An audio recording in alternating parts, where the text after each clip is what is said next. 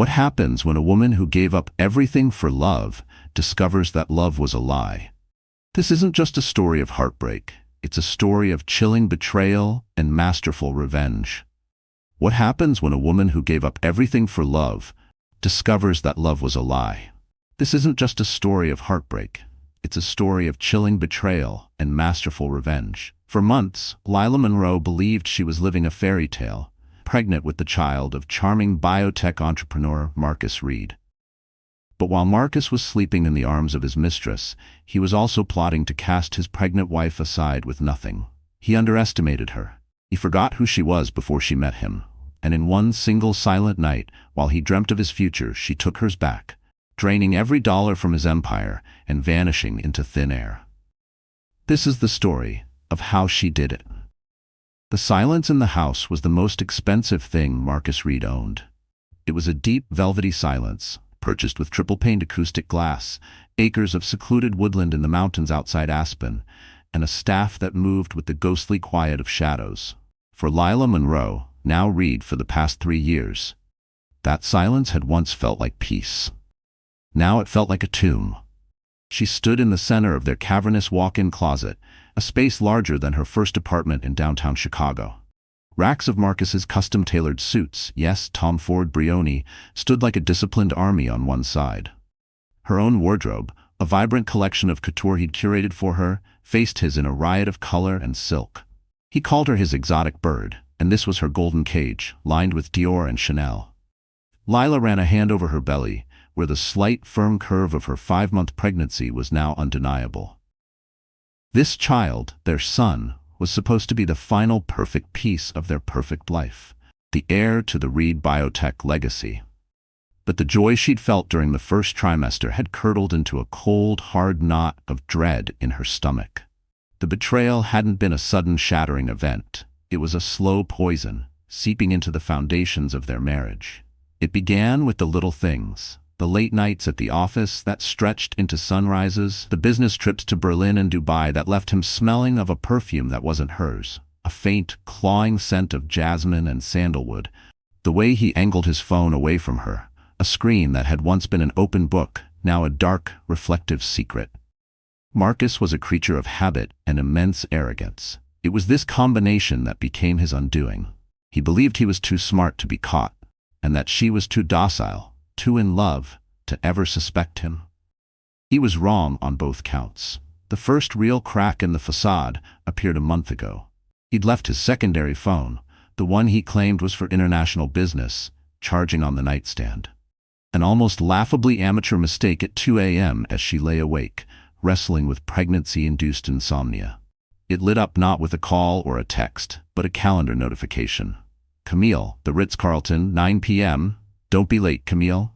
The name was elegant, electric. It sounded expensive, just like everything else in Marcus's life. Leah's heart hammered against her ribs, a frantic drumbeat in the oppressive silence. Her first instinct was to confront him, to scream, to shatter the placid surface of their lives. But a deeper, colder instinct took over, an instinct she thought she'd buried long ago, from a life before Marcus, before she was Leah Reed, society wife. She was Leah Monroe, a forensic accountant for a top-tier firm in Chicago. Her job had been to follow the money, to find the rot hidden beneath layers of complex transactions and corporate lies. She was a hunter of financial predators. She'd given it all up for Marcus, believing she'd found a love that made her old life of suspicion and numbers seem gray and meaningless. Now she realized she hadn't given it up. She had merely been dormant. That night, she didn't sleep. She slipped out of bed and went to her home office, a sterile, white space she rarely used. She powered on her encrypted laptop and began to dig. She started not with his phone, but with his money. Money never lied. Marcus's finances were a labyrinth of shell corporations, offshore holding companies, and blind trusts designed to minimize taxes and maximize secrecy. To any normal person, it would be impenetrable. To Leah, it was a language she spoke fluently. She still had access to the master accounts, a sign of his ultimate arrogance. He'd given her access as a grand romantic gesture when they married, a symbol of their partnership. Never imagining she possessed the skill to truly comprehend, let alone navigate the system.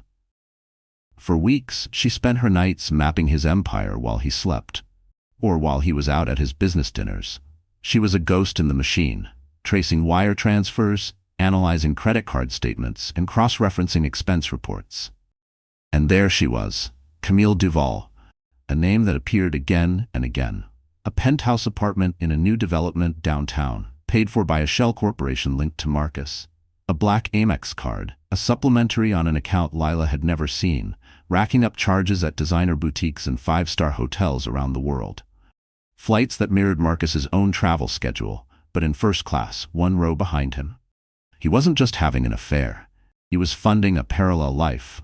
The pain was immense, a physical blow that left her breathless. But the forensic accountant in her was dispassionate. Pain was data. It fueled her. The sheer scale of the deception was breathtaking. It wasn't just the money. It was the meticulous planning, the years of lies that underpinned every "I love you," every tender touch. But the catalyst, the event that turned her from a woman betrayed into an avenging angel, came last Tuesday. Marcus was on a conference call in his home office. The heavy oak doors were shut. He thought they were soundproof. They were not. Leah was walking past on her way to the kitchen when she heard his voice, low and sharp. He wasn't talking about algorithms or stock prices. He was talking about her. "The prenup is ironclad, Nathan," he was saying, his voice stripped of all its usual charm. She recognized the name, Nathan Graves, Marcus's notoriously ruthless attorney. But the pregnancy complicates things. The optics are terrible. Leah froze, her hand flat against the wall, her blood turning to ice. "We can't have a messy public divorce," Marcus continued, his tone like flint. "Not with the IPO next year.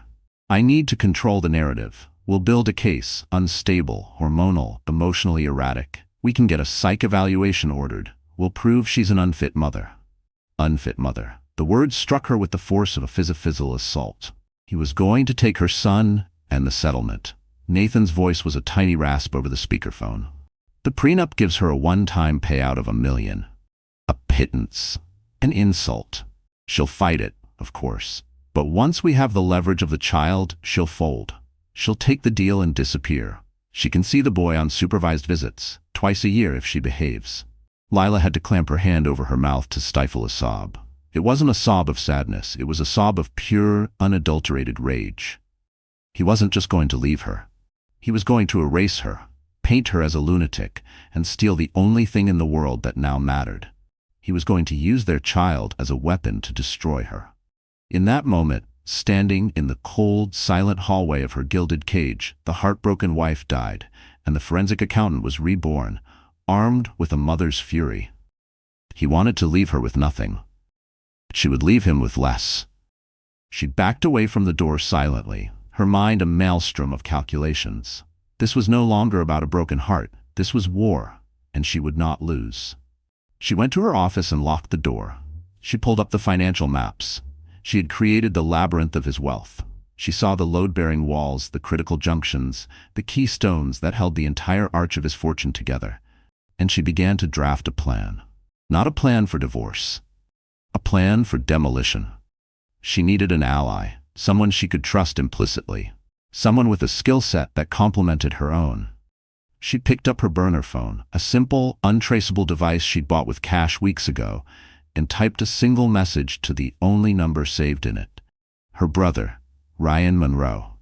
Ryan was the black sheep of their family, a cybersecurity genius who lived in a messy apartment in Seattle and worked as a white-hat hacker for a boutique security firm.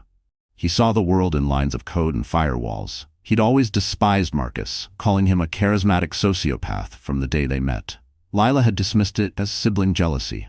Now she saw it as the clear-eyed truth. Her message was simple: Operation Bonaparte. "Are you in?"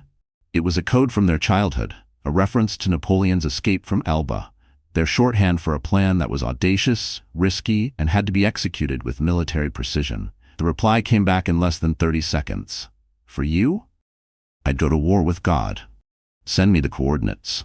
The plan had a name. Now it needed a timeline. Leah pulled up Marcus's calendar again. In 2 weeks, he was scheduled to fly to their villa in Lake Como for a solo retreat to decompress before the next quarter. The flight record she'd pulled showed a second ticket booked for Camille Duval.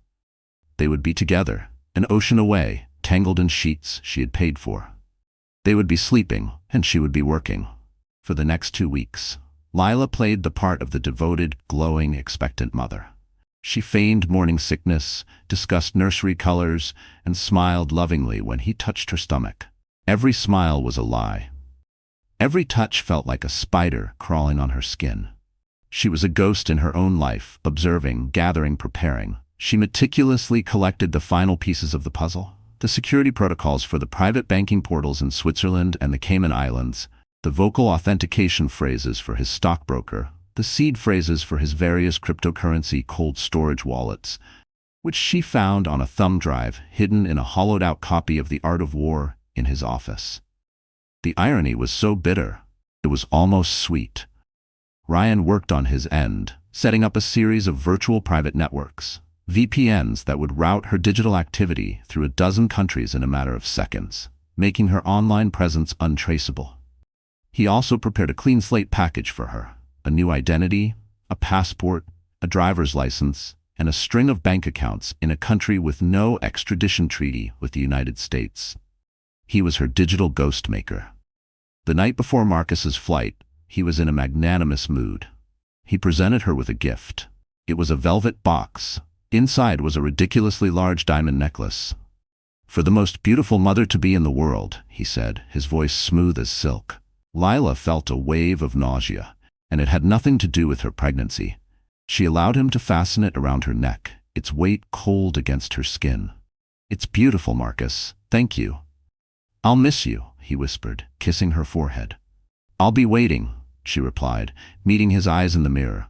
Her reflection was a stranger, a woman with a serene smile and eyes as hard as the diamonds at her throat. He would be sleeping beside his mistress, and she would be waiting, not for his call, but for the moment to burn his kingdom to the ground. The flight to Milan took off at 10:05 p.m. Pacific time. Leah watched its icon crawl across the flight tracker app on her burner phone until it was a tiny speck over the Atlantic. Marcus would be settling into his private suite on the upper deck of the A380, sipping vintage champagne.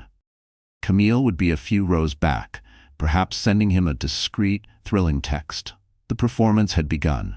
Leah's own performance was over the moment the front door clicked shut behind him. The demure, smiling mask fell away. She walked through the silent, opulent house, her footsteps echoing in the cavernous space. She went to the closet and took off the diamond necklace. She didn't put it back in its velvet box. She let it drop onto the plush carpet, where it lay like a glittering snake. It was a shackle. She would no longer wear it. Her command center was her sterile white home office, now transformed. A second monitor, brought in by Ryan 2 days prior, sat next to her encrypted laptop. A cooling fan hummed softly. On the desk sat a flask of lukewarm chamomile tea, 3 protein bars, and a high-capacity power bank. As she pulled out her chair and reached for the keyboard, a sharp twist of nausea caught her off guard. She froze, pressing a hand to her belly. For a brief, terrifying moment, her vision blurred and her breath caught in her throat. "Not now," she begged silently. "Not tonight." The tension, the late nights, the months of stress, it was all culminating in this one relentless moment. She stood slowly, gripping the edge of the desk until the wave passed. The room spun slightly. Her hand instinctively went to the small swell of her abdomen. Her child, he had to be okay. This wasn't just about revenge. This was about survival, about protecting what mattered. "You okay?" Ryan's voice crackled through the headset. She swallowed hard, forcing her voice steady. "Yeah, just a moment. You've got this," he said, gently. "We're doing this for him." She nodded, even though he couldn't see her. For him. Always for him. This was her war room. The battle would last approximately 8 hours, the window of opportunity between Marcus falling asleep on the plane and his bank in Geneva opening for business. She put on a headset and initiated a secure, end-to-end encrypted call to Ryan. "Stage 1. Are you green?" Leah's voice was calm, devoid of emotion. "Green across the board," Ryan's voice crackled back, equally steady. "I'm looking at the Reed network infrastructure right now." "It's a fortress," she said, but he left a key under the mat. "The smart home integration," she stated, not asked. "The very same," Ryan confirmed. He linked everything: security cameras, climate control, the Bankra server in the basement, to a single IoT hub for convenience. The hub's security is top tier, but the firmware has a tiny vulnerability. I'm in. I have control of the internal network. I can see every packet of data moving in and out of this house. If any silent alarms trail, kill them before they can phone home. You're invisible. Leah took a deep breath. Okay, I'm going in. Her strategy was a cascade, designed for maximum speed and impact. She wouldn't just drain one account, she would trigger a simultaneous multi-front financial cataclysm. She had a list, prioritized by liquidity and security. First target, the domestic accounts, Bank of America, JP Morgan Chase. These were the most visible, but held the least amount of his actual wealth, around $15 million in checking, savings, and money market accounts. This was Marcus's operational cash. It was also the most easily traceable. This had to be the final step, the one that would raise the first alarm. She would come back to it. Second target, the brokerage accounts, Morgan Stanley, Goldman Sachs. This was the bulk of his liquid net worth outside of his company's stock. Hundreds of millions in equities, bonds, and mutual funds. Accessing it required not just a password, but a two-factor authentication code sent to Marcus's primary phone.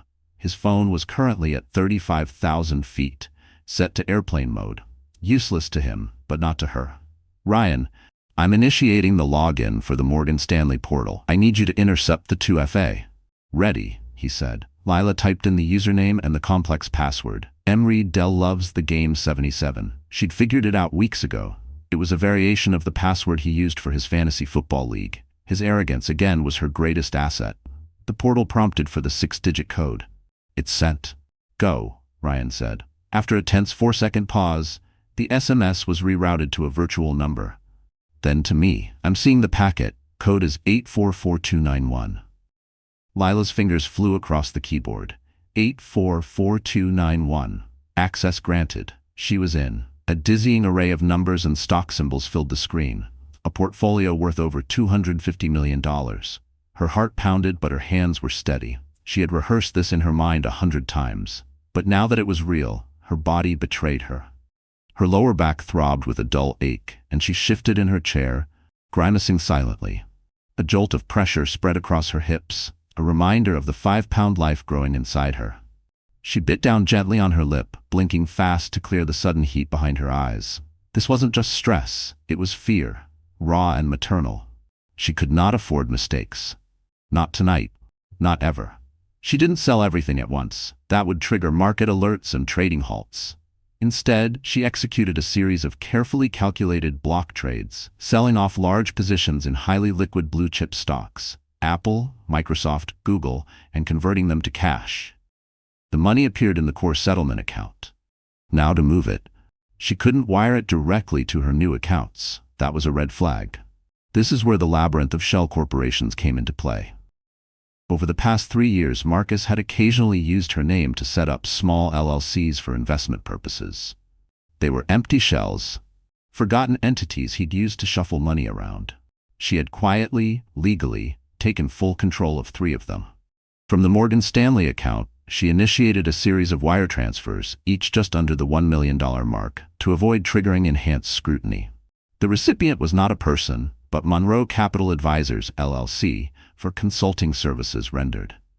Then, from Monroe Capital Advisors, the money would make another hop to a second shell, and then a third, before finally being wired to its ultimate destination, a newly opened corporate account at a private bank in Liechtenstein under the name Helvetia Strategic Solutions, an entity controlled by one Leah Monroe.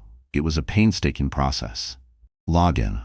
Authenticate, sell, wire, login, authenticate, sell, wire.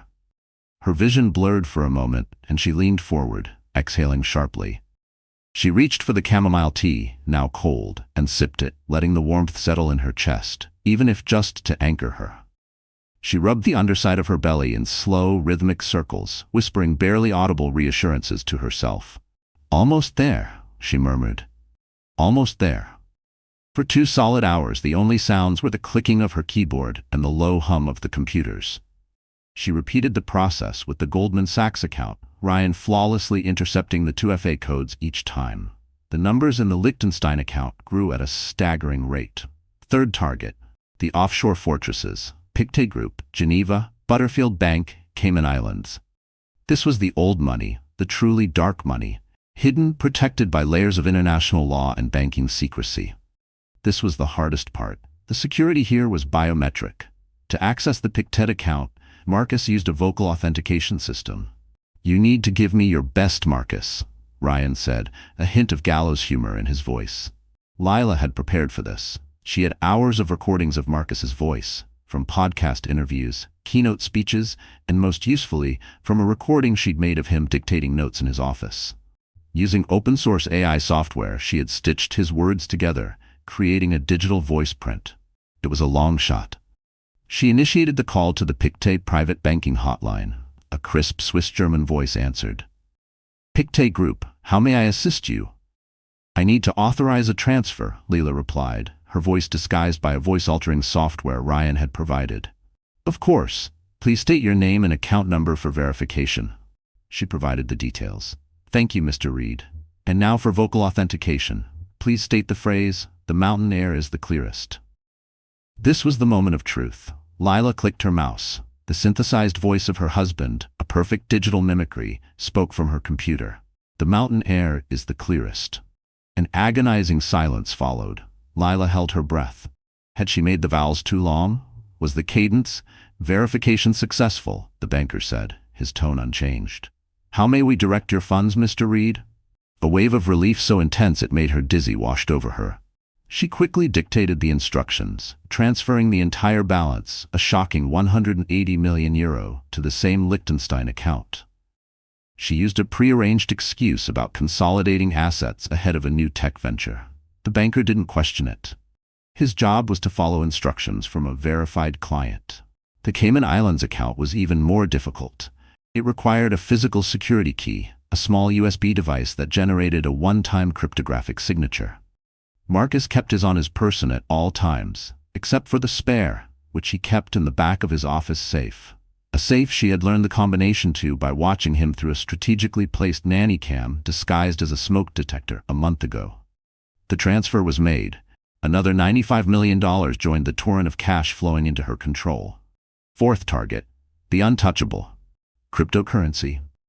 Marcus had been an early adopter of crypto. He'd once bragged to her, after too much wine, that his crypto portfolio was his apocalypse insurance. Completely untraceable. Completely untouchable. He kept the private keys in cold storage on a Ledger Nano X, the very thumb drive she'd found in his copy of The Art of War. This was Ryan's territory. He guided her through the process of connecting the ledger, accessing the wallets, and transferring the contents, Bitcoin, Ethereum, and a dozen other altcoins, to a new anonymous wallet that only she and Ryan knew existed. The value fluctuated by the second, but it was well over $50 million. Final target, the insult. The sun was beginning to cast a faint gray light over the hills outside.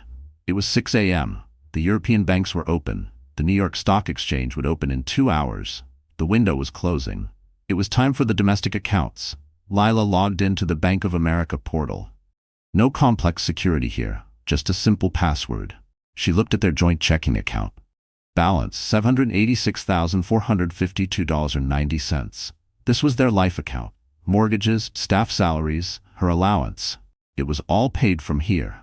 She transferred the entire amount, down to the last cent, to one of her shell companies.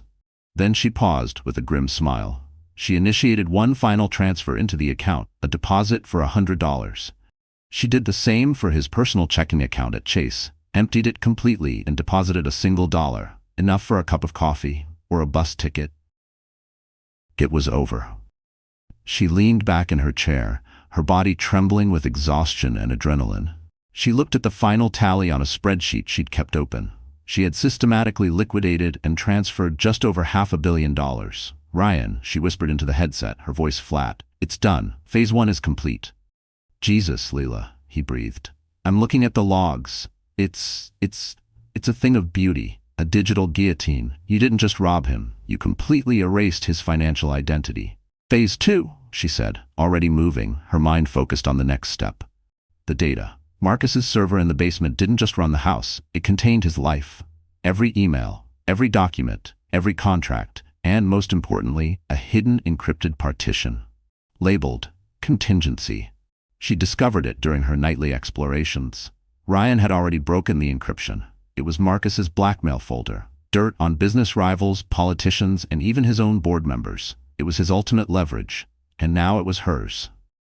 "I'm initiating the download to the secure cloud server," Ryan said. "It's 800 gigs. It'll take about 20 minutes. After it's done, I'll wipe the source drive. I mean, really wipe it. Department of Defense level scrub. There won't be a single byte left." While the data transferred, Leah moved through the house. She took nothing of value, not the jewelry, not the art, not the clothes. She packed a single suitcase with practical items, the burner phones, her new passport, and the crypto ledger, the things she owned before Marcus, and the tools of her new life. She walked into their bedroom. The indentation of his head was still on the pillow next to hers. She felt nothing.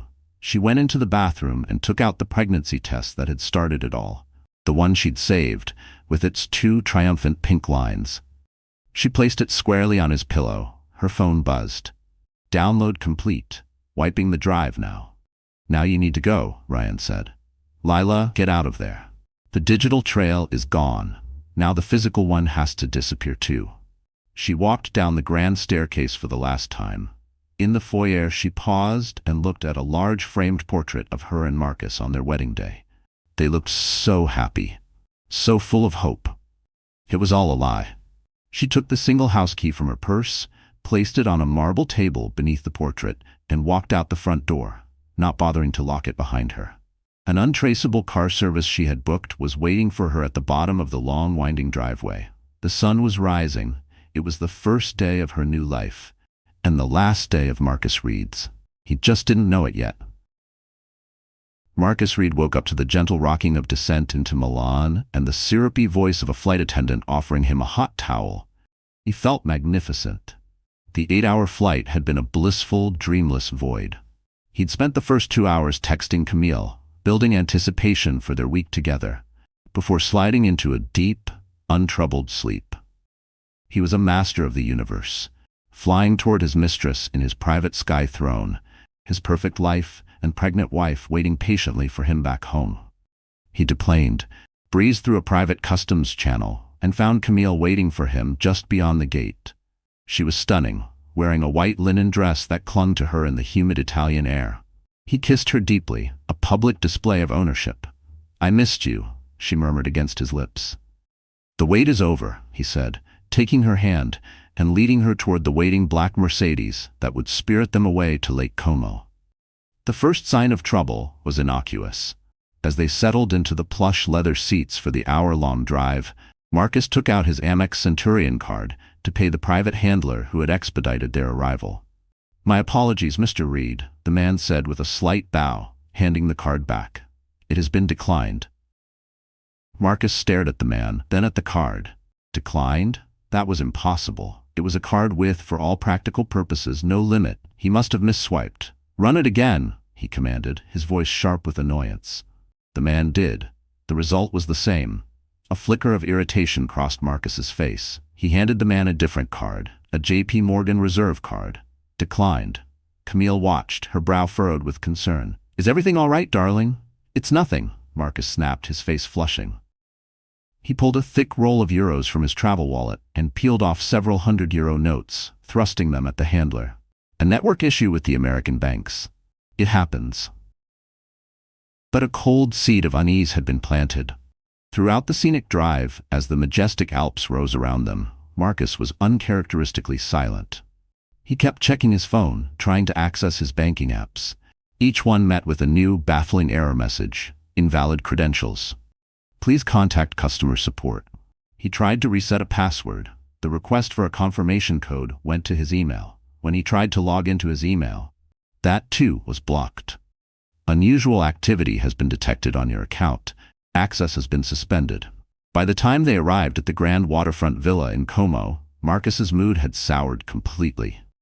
The majestic view of the shimmering lake and the charming village of Bellagio across the water did nothing to soothe him. He left Camille to direct the staff with the luggage and retreated to the study, slamming the door behind him. He needed to call his private banker at Morgan Stanley. He dialed the number from memory. "Mr. Reed," said his longtime banker, David Chen. "Good morning, or I suppose good afternoon for you. I was expecting your call. David, what the hell is going on? Marcus barked. None of my cards are working. I'm locked out of everything. There was a pause on the other end of the line. When David spoke again, his voice was strained. Daniel, Marcus, according to our records, you initiated a full liquidation of your portfolio, starting at approximately 11 p.m. Pacific time. Last night, all assets were converted to cash and wired out. Marcus felt the blood drain from his face. What? That's insane. I was on a plane. I didn't authorize anything. We have the logs, David said, his voice now cold and professional. The login was successful. The two-factor authentication codes were all verified. The wire transfers were made to a holding company. It was all done under your credentials. As of 3:45 a.m. this morning, David hesitated. Your account balance with us is 0. 0, Marcus whispered the word. It felt alien in his mouth. The same activity was reported at Goldman, David added, his voice low. And I've received automated alerts from the correspondent banks in Geneva and the Caymans. Your accounts, they've been emptied. Marcus, someone has systematically dismantled your entire liquid financial profile in under 8 hours. We flagged it as a potential high-level breach, but the digital footprint is a ghost. It's routed through half the world and disappears in Liechtenstein. The authorities have been notified. Marcus's phone slipped from his numb fingers and clattered onto the marble floor. He sank into a leather chair, his mind reeling. This wasn't a hack. A random hacker would have been messy, would have tripped alarms. This was precise, this was surgical, this was personal. And then a thought, so monstrous and unbelievable it almost made him laugh. Lila? No. Impossible. Sweet, docile Lila. The woman who couldn't even balance a checkbook, who thought a stock option was something from a dinner menu. She couldn't have done this. She wouldn't have the first clue. He snatched up the phone and dialed her number. It went straight to voicemail. He tried again. Voicemail. He called the house landline. It rang and rang, unanswered in the vast, empty mansion. Panic, a sensation Marcus hadn't felt since he was a teenager, began to claw at his throat. He called Nathan Thorne, his attorney. Nathan, he yelled when the man answered. It's gone. Everything, the money is gone. Marcus, calm down and tell me what happened. Nathan's voice was a splash of ice water. Marcus explained the situation in frantic, clipped sentences. The declined cards, the locked accounts, the call with David Chen. When he finished, there was a long silence on the line. It's her, Marcus breathed. It has to be her. Your wife? Nathan sounded skeptical. Marcus, with all due respect, she plans charity galas, not financial coups. You don't know her, Marcus shouted, pacing the room like a caged animal. There was a life before me. She worked in finance, forensic accounting. I thought it was a cute little hobby. Forensic accounting, Nathan repeated slowly, the gravity of the words sinking in. Oh my God. Marcus, stay where you are. I'm getting on the first flight to SFO. I'll go to the house, find out what's happened. Don't talk to anyone. The wait was torture. Camille tried to talk to him, to soothe him, but he waved her away with a snarl. She retreated, her face pale with fear and confusion, leaving him alone with his spiraling thoughts. Hours later, Nathan called back. His voice was grim. I'm at the house, Marcus. The police are here. I told them you suspected a break-in. And, Marcus demanded, there's no sign of forced entry. But she's gone. Her clothes are here, her jewelry, everything, except a single suitcase. The staff hasn't seen her since you left. What did you find? Marcus asked, breath tight. Nathan cleared his throat. In your office, the safe is open. It's empty. In the bedroom, she left something for you on your pillow. What was it? A pregnancy test. The positive one. Marcus let out a strangled cry. It was a message. She wasn't just taking the money. She was taking his son, his heir. And the server in the basement, Nathan continued, his voice dropping lower. It's been wiped. Professionally. There's nothing left, Marcus. Whatever was on there is gone. Or rather, someone else has it now. The blackmail files. His leverage. His power. Gone. Marcus Reed, the millionaire biotech mogul, the master of the universe, was standing in a borrowed villa in Italy with no access to money. His empire hollowed out, his darkest secrets in the hands of his pregnant runaway wife. He wasn't a king anymore. He was just a man in a castle of ash. Find her, Marcus whispered, his voice a venomous hiss. I don't care what it costs. Use every resource, every PI, every contact we have. I want her found, Nathan. I want my son. and I want her to pay for this. Find Lila Monroe. The hunt had begun, but Lila was no longer Lila Reed, or even Lila Monroe. Thousands of miles away, a woman named Anna Miller stepped off a train in a sleepy, picturesque town nestled in the Austrian Alps. She wore simple clothes. Her hair was cut shorter and dyed a mousy brown. She carried a single suitcase and a backpack. She was visibly pregnant and looked like any other European woman seeking quiet and fresh mountain air. She checked into a modest, clean guest house. She had booked it months in advance, paying for 3 months upfront in cash. The room had a small balcony that overlooked a valley of breathtaking beauty. That evening, she sat on the balcony, wrapped in a warm blanket, sipping herbal tea.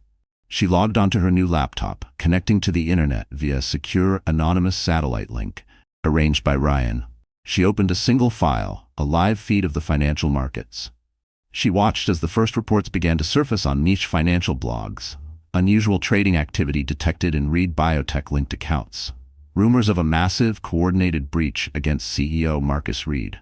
A small, grim smile touched Anna Miller's lips. The world was beginning to notice, but they were looking for a hacker, a shadowy syndicate. They would never think to look for a pregnant woman in a tiny Austrian village. She placed a hand on her belly, where she felt a faint, fluttering kick. "We're safe now, little one," she whispered to her unborn son, her voice carried away by the clean, cold mountain wind. "We're free." But she knew, with a certainty that chilled her to the bone, that it was only a matter of time before Marcus's rage found its way across the ocean. This was just the end of the beginning. The following weeks were a study in contrasts.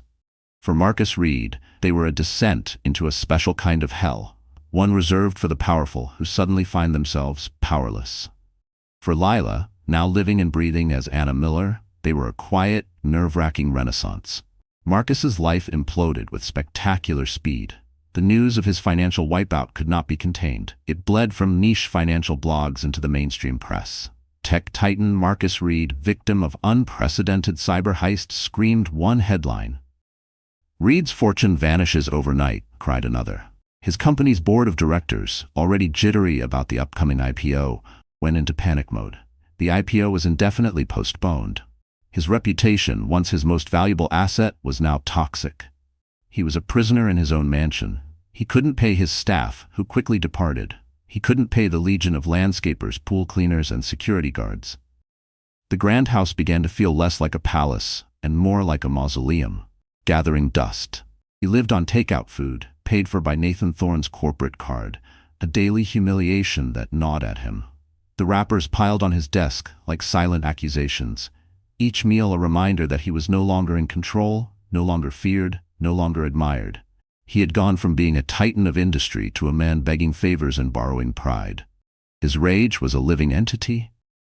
He and Nathan turned the mansion's dining room into a war room. A massive whiteboard was installed, covered in maps, timelines, and potential leads. They hired the best private investigators money could buy, or rather, that Nathan's firm could front him.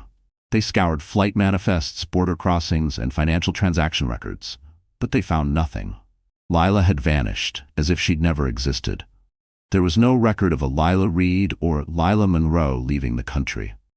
Her credit cards were untouched. Her bank accounts were dormant. She had become a ghost. The only clue was Ryan. They knew he was her brother. They knew his skill set.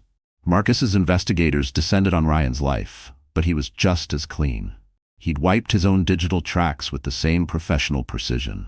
When investigators showed up at his apartment, he was calm, cooperative, and expressed deep, convincing concern for his missing sister, whom he claimed to believe had been abducted by the same people who stole Marcus's money.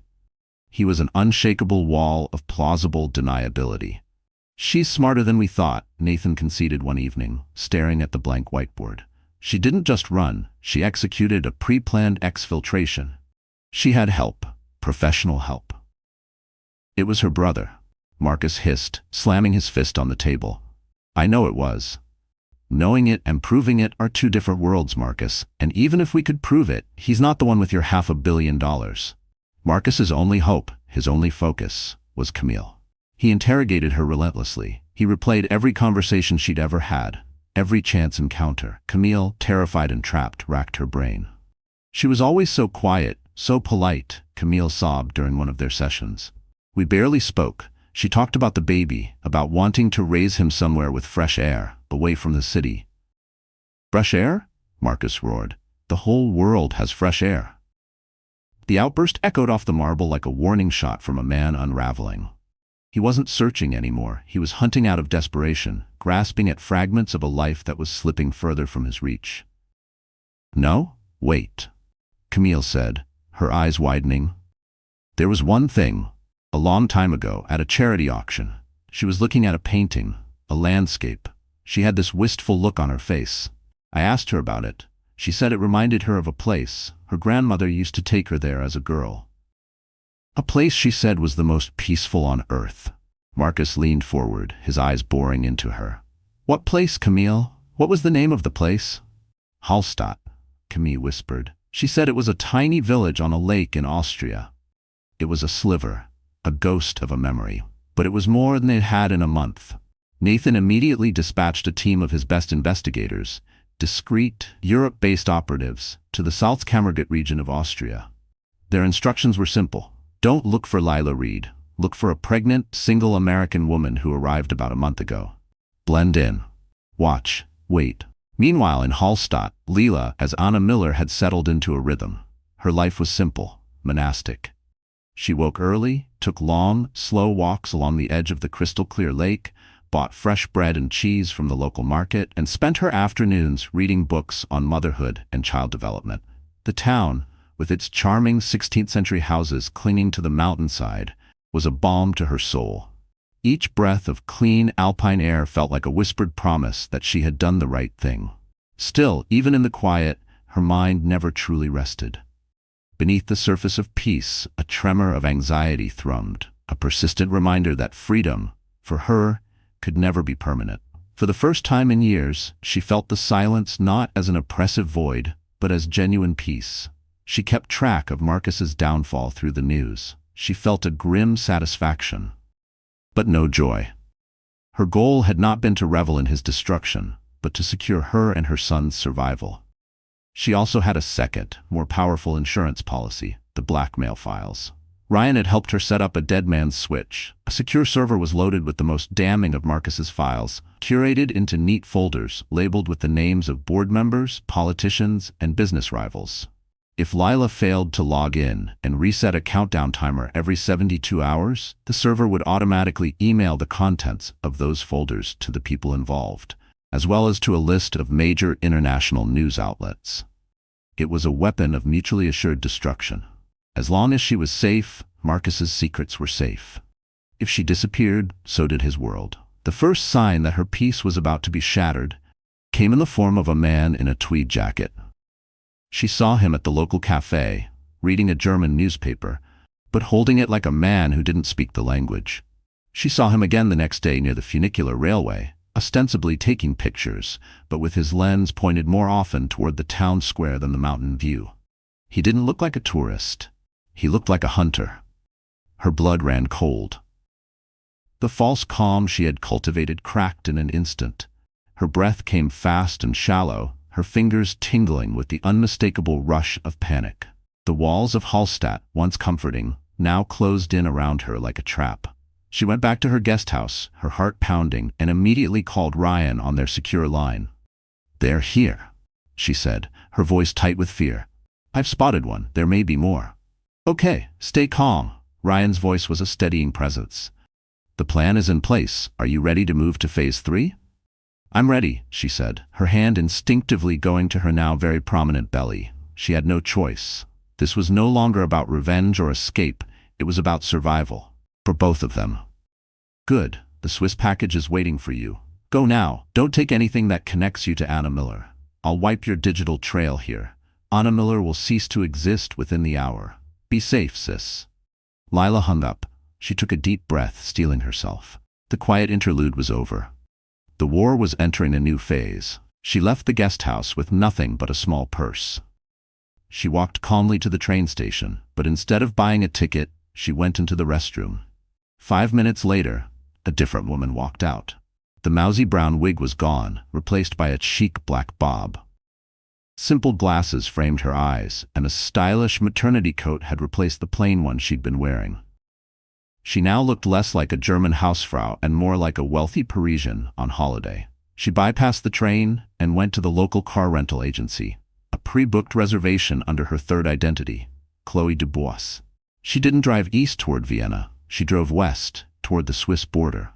As she drove, a black Audi fell in behind her. It was the man in the tweed jacket. They had found her. They were following her. But this was part of the plan. She wasn't running from them. She was leading them. She drove for 2 hours into the heart of the Alps, the roads becoming more treacherous and winding. She was heading for a specific location. Ryan had chosen the Grossglockner High Alpine Road, a famous scenic route that was notoriously dangerous and filled with hairpin turns. As she ascended, the weather turned, the sky darkening and a cold sleet beginning to fall. The black Audi stayed glued to her bumper. They were getting bolder, wanting to corner her. She reached the designated spot. A sharp blind curve with a steep drop-off on one side. On the other side of the curve, hidden from view, a delivery truck was parked, its driver waiting. The driver was one of Ryan's contacts, a former Special Forces soldier from Germany. Leah took a deep breath and floored it. She took the curve at a dangerously high speed. The Audi behind her sped up to keep pace. As she rounded the bend, she slammed on her brakes, her car skidding to a halt just behind the parked truck. The Audi, coming around the corner too fast on the slick road, had 2 choices: plow into the back of the delivery truck or swerve. The driver instinctively swerved. The car's tires screamed as they lost traction on the icy asphalt. For a heart-stopping moment, the Audi teetered on the edge of the road, then plunged over the side, tumbling down the rocky embankment in a shower of sparks and shattered glass. Leah didn't wait to see the outcome. The back of the delivery truck opened. Her car was driven inside, and the ramp closed. 10 minutes later, the truck drove away, passing the emergency vehicles that were just beginning to arrive at the scene of the tragic accident. Inside the dark, swaying truck, Leah's new life began. 2 days later, a healthy baby boy was born in a private, discreet clinic in Zurich. The news reached Marcus a week later. His investigators had been pulled from the wreckage. Seriously injured, but alive, they had lost her. The trail was ice cold. He had failed. He had lost. He sat in his dark, dusty mansion, a broken man. The last of his money, borrowed from Nathan, was gone. And then he received an email. It contained no text, just a single attachment. It was a photo, a crystal-clear image of a newborn baby, wrapped in a blue blanket, sleeping peacefully. Beneath it was a PDF document. It was a draft of a divorce settlement. The terms were simple. She would keep a fraction of the money, $50 million, placed in a trust for their son. The rest, over $450 million, would be returned to him. In exchange, he would sign the divorce papers, relinquish all parental rights, and agree to never, under any circumstances, attempt to contact her or their child, ever again. It also contained a link to a website, password protected. The password was Camille. When he logged in, he saw the neat folders of his blackmail files. The message was clear. Refuse the deal and his destruction would be absolute and public. It was checkmate. She hadn't just beaten him. She had shown him mercy, but it was a cruel mercy. A mercy that left him alive but utterly neutered, a king of a diminished and tarnished kingdom. She had left him with the one thing she knew he now cared about more than money: his reputation and his company. With a shaking hand, Marcus Reed picked up the phone and called his lawyer. "Nathan," he said, his voice hollow. "She's won. Get me the papers. I'll sign." In a sun-drenched villa on the coast of Portugal, Leah, now truly free, watched her son sleep in his crib. She had her life back. She had her son. She had won her war. The ghost had defeated the hunter, not by destroying him, but by allowing him to live with the knowledge that she had held his entire world in her hands, and had chosen to let it go. On her terms, it was the ultimate power and the ultimate victory. So the story has come to an end, hasn't it? And if you're still here with us, dear friends, still watching, still listening, it means something in this tale has touched your heart in a way that's hard to explain. Maybe it was the betrayal, the resilience, the quiet power of a woman who refused to break. Or maybe, just maybe, it reminded you of a piece of yourself. Leah's journey was never about vengeance for vengeance's sake. It was about reclaiming a life, a voice, and a future that had been slowly, cruelly taken. In her silence, she found clarity. In her fear, she found focus. And in her heartbreak, she discovered the fiercest love of all, a mother's love. There's a quote by Marcus Aurelius that says, "You have power over your mind, not outside events. Realize this, and you will find strength." Leah embodied that. She didn't control Marcus's betrayal, but she chose how she responded to it, and that choice changed everything. Her story teaches us something deeply stoic and beautifully human. Healing doesn't come from shouting or burning everything to the ground. It comes from knowing your worth, moving in silence, and choosing your battles with intention. She didn't need to scream to be heard. She let her actions echo louder than any words ever could. So if you're here, if you're feeling something, it's because some part of you is waking up. Maybe it's a whisper of courage. Maybe it's a reminder that no one else gets to write your story but you. If this story reached into your heart, if it gave you chills, or even if it made you think, please give it a like. Share it with someone who needs a reminder of their own quiet power. And if you want more stories like this, raw, real, and unforgettable, subscribe and hit that notification bell. You've stayed with us until the end. And maybe, just maybe, that means your story is only just beginning.